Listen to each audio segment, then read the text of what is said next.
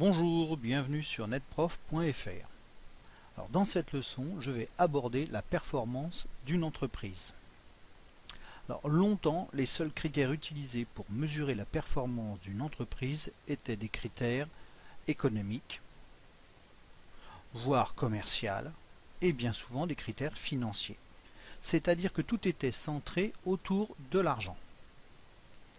Pour cela, il fallait tout simplement augmenter la production, produire plus, toujours plus, augmenter le chiffre d'affaires, c'est-à-dire toujours vendre plus, et bien entendu cela entraînait une augmentation des bénéfices.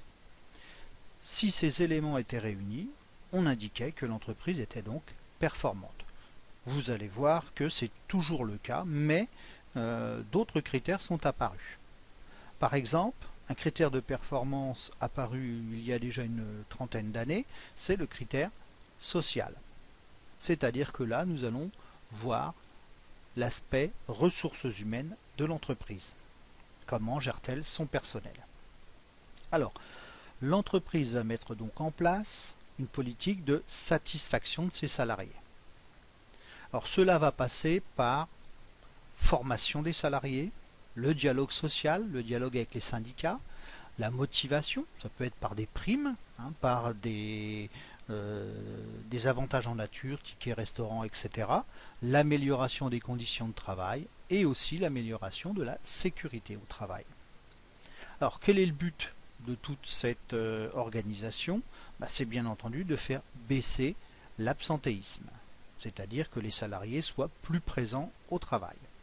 Même chose, dans le même esprit, faire baisser le turnover. Le turnover, c'est tout simplement les salariés qui quittent régulièrement l'entreprise parce qu'ils ne s'y sentent pas bien. Et donc nous sommes obligés, en tant qu'entrepreneurs, de recruter régulièrement de nouveaux personnels.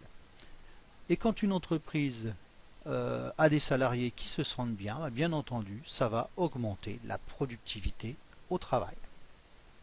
Alors un critère plus récent est apparu, c'est le critère environnemental. C'est-à-dire que là, l'entreprise va devoir essayer de limiter son impact sur l'environnement. Alors comment va-t-elle procéder? Tout simplement en essayant d'augmenter le tri de ses déchets, en essayant de baisser sa consommation d'énergie, et puis donc de baisser ce qu'on appelle ses émissions de gaz à effet de serre. Les gouvernements ont tendance à essayer d'aider les entreprises à aller sur ce terrain de limiter l'impact environnemental. Alors, bien entendu, ces trois critères économiques, social et environnemental ne sont pas automatiquement favorisés par chaque entreprise. Exemple, une entreprise peut être performante au plan social, mais pas au plan environnemental, ou peut être performante au plan économique, mais pas au plan social, mais au plan environnemental. Vous voyez, là, toutes les combinaisons sont possibles. Alors voilà, j'en ai terminé avec cette leçon sur la performance de l'entreprise et vous donne rendez-vous pour une prochaine leçon. Au revoir.